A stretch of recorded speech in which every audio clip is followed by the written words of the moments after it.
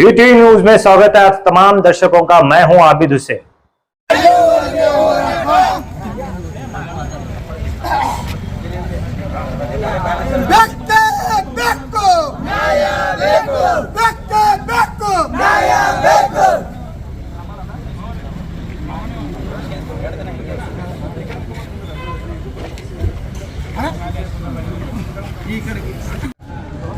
ಭೀಮರ್ಮಿ ಏಕತಾ ಮಿಷನ್ ಹಮ್ಮಿಕೊಂಡಿರುವ ಈ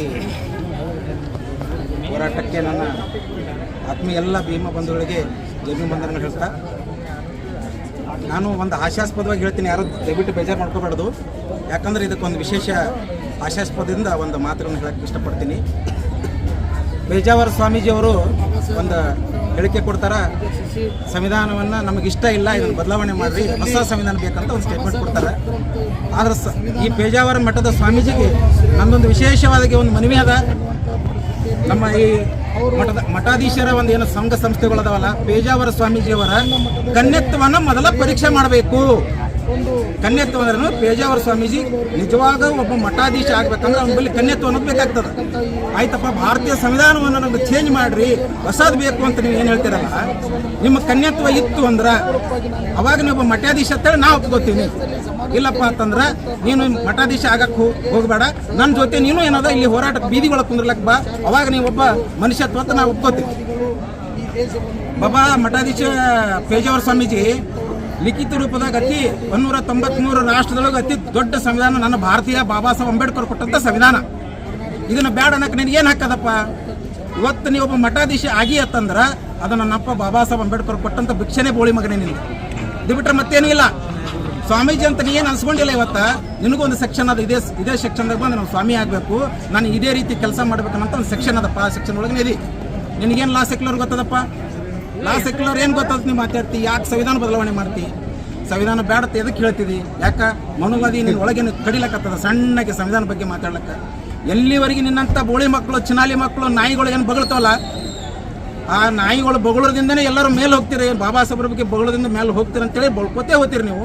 ಹಂಗೆ ನಮ್ಮ ನೀಲೀಶ ನನ್ನ ಅಪ್ಪ ಕೊಟ್ಟೋಗೇನ ನಾವು ರಕ್ಷಣೆ ಮಾಡಕ್ಕೆ ಅದೀವಿ. ಎಲ್ಲರೂ ಸಾಕಷ್ಟು ಭೀಮ ಬಂಧುಗಳಿಲ್ಲ ಅದೀವಿ. ನಿನಗೇನ್ರೆ ತಾಕತ್ತಿತ್ತಂದ್ರೆ ಬೋಳಿ ಮಗನೇ ಚೇಂಜ್ ಮಾಡಿ ತೋರಿಸು, ಇಲ್ಲಾಂದ್ರೆ ನಿನ್ನ ಮಠಕ್ಕೆ ಮುಕ್ತಿ ಆಗ್ತದೆ. ಕರ್ನಾಟಕ ಭಾರತೀಯ ಏಕತಾ ಮಿಷನ್ ನಿನ್ನ ಮಠಕ್ಕೆ ಮುಕ್ತಿಗೆ ಆಗ್ತದೆ ಅಂತೇಳಿ ಈ ವಿಶೇಷವಾದ ಒಂದು ಹೋರಾಟದ ಅಡಿಯೊಳಗೆ ನಾ ಹೇಳ್ತೀನಿ. ಮತ್ತಿನ್ ಕುಮಾರ್ ದೇವದರ ಒಂದು ಆದೇಶ ಮೇರೆಗೆ ಒಂದು ವೇಳೆ ಈ ಕ್ರಿಮಿನಲ್ ಕೇಸ್ ಏನಾರು ದಾಖಲೆ ಮಾಡಲಿಲ್ಲ ಅಂದ್ರೆ ಪೇಜಾವರ ಮಠದ ಸ್ವಾಮೀಜಿಯವರಿಗೆ ಮಠಕ್ಕೆ ಹೋರಾಟದ ಮುಕ್ತಿಗೆ ಮುಖಾಂತರ ಅವರಿಗೆ ನಾವೊಂದು ಬಿಸಿ ಮೂಡಿಸ್ಬೇಕಂತೇಳಿ ನಾನು ಎರಡು ಮಾತುಗಳು ಒಳಗೆ ಪ್ರವೇಶ ಇರತಕ್ಕಂಥ ಒಬ್ಬ ಸ್ವಾಮೀಜಿ ಈ ಸಂವಿಧಾನ ಬಗ್ಗೆ ಮಾತಾಡುವಂತ ನೈತಿಕತೆನೇ ಇಲ್ಲ ಅಂತಕ್ಕಂಥ ಮಾತನ್ನು ಹೇಳಕ್ ಇಷ್ಟಪಡ್ತಾ ಇದ್ದೀನಿ ಬಂಧುಗಳು. ಇಂಥವ್ರು ಇರುವಂತ ಈ ದೇಶದಲ್ಲಿ ಕೋಮು ಗಲಭೆಗಳು ಹೆಚ್ಚಾಗ್ತಾ ಇದೆ. ಮುಸ್ಲಿಂ ಬಾಂಧವರಲ್ಲಿ ಒಡಕು ಮೂಡಿಸ್ತಕ್ಕಂಥ ವಿಚಾರ, ಶೋಷಿತರನ್ನು ದಿಕ್ಕ ತಪ್ಪಿಸುವಂತ ವಿಚಾರ, ಇಂಥವ್ರಿಗೆ ಯಾರ ಪ್ರಚೋದನೆಯನ್ನು ಮಾಡ್ತಾ ಇದ್ದಾರೆ ಅವರನ್ನು ಗಡಿಪಾರು ಮಾಡೋದಷ್ಟೇ ಅಲ್ಲ, ಇವ್ರನ್ನ ಗಲ್ಲಿಗೆ ಹರಿಸಿದ್ರು ತಪ್ಪಾಗಕ್ಕಿಲ್ಲ ಅಂತಕ್ಕಂಥ ಮಾತನ್ನು ಹೇಳಕ್ ಇಷ್ಟಪಡ್ತಾ ಇದ್ದಾರೆ ಬಂಧುಗಳು. ಯಾಕಂತಂದ್ರೆ ಇಲ್ಲಿ ಸಹಬಾಳ್ವೆಯಿಂದ ನಡೀತಕ್ಕಂಥ ಬಸವನಾಡಿನಲ್ಲಿ ಇಂಥ ಒಂದು ಕ್ಯಾಮಿಯನ್ನು ಧರಿಸಿರುವಂತ ಕ್ಯಾಮಿಗೆ ಅಪಮಾನ ಮಾಡ್ತಕ್ಕಂಥ ಈ ಪೇಜಾವರಿ ಇವೊಬ್ಬ ನಾಲೈಕ ಲಪಂಗ ಲುಚ್ಚ ನನ್ನ ಮಗ ಅಂತಕ್ಕಂಥ ಮಾತನ್ನು ಹೇಳಕ್ ಇಷ್ಟಪಡ್ತಾ ಇದ್ದೀನಿ. ಯಾಕಂತಂದ್ರೆ ನಾವು ನಮಗೆ ಸಂವಿಧಾನ ರಕ್ಷಣೆ ಮಾಡೋದು ಗೊತ್ತಿದೆ. ಅದೇ ಸಂವಿಧಾನ ಡಾಕ್ಟರ್ ಬಾಬಾ ಸಾಹೇಬ್ ಅಂಬೇಡ್ಕರ್ ಅವರು ನಮಗೆ ಶಾಂತಿ ಒಂದು ಬುನಾದಿಯನ್ನು ಹಾಕಿ ಕೊಟ್ಟಂಥವ್ರು. ಅದಕ್ಕೋಸ್ಕರ ನಾವು ಶಿಸ್ತು ಸಮಾಧಾನದಿಂದ ನಾವು ವರ್ತನೆ ಮಾಡ್ತಾ ಇದ್ದೀವಿ. ಇದೇ ತರನಾಗಾದ್ರೆ ನಾವು ಎದುರಾಗೂ ಕಮ್ಮಿ ಇಲ್ಲ, ಇನ್ನು ನಾವು ಮಾತಾಡಂಗಿಲ್ಲ, ನಮ್ಮ ತಲವಾರು ಮಾತಾಡ್ತಾವ ಅಂತಕ್ಕಂಥ ಮಾತನ್ನು ಎಚ್ಚರಿಕೆಯನ್ನು ಹೇಳ್ತಾ ಇದ್ದೀನಿ ಬಂಧುಗಳು. ನಾನು ಎರಡು ಮಾತಾಡೋಕ್ಕೆ ಅವಕಾಶ ಮಾಡಿಕೊಟ್ಟಂತ ತಮ್ಮೆಲ್ಲರನ್ನು ಉದ್ದೇಶಿಸಿ ನಾನು ನನ್ನ ಮಾತಿಗೆ ವಿರಾಮವನ್ನು ಹೇಳ್ತೀನಿ. ಜೈ ಭೀಮ್, ಜೈ ಭಾರತ್.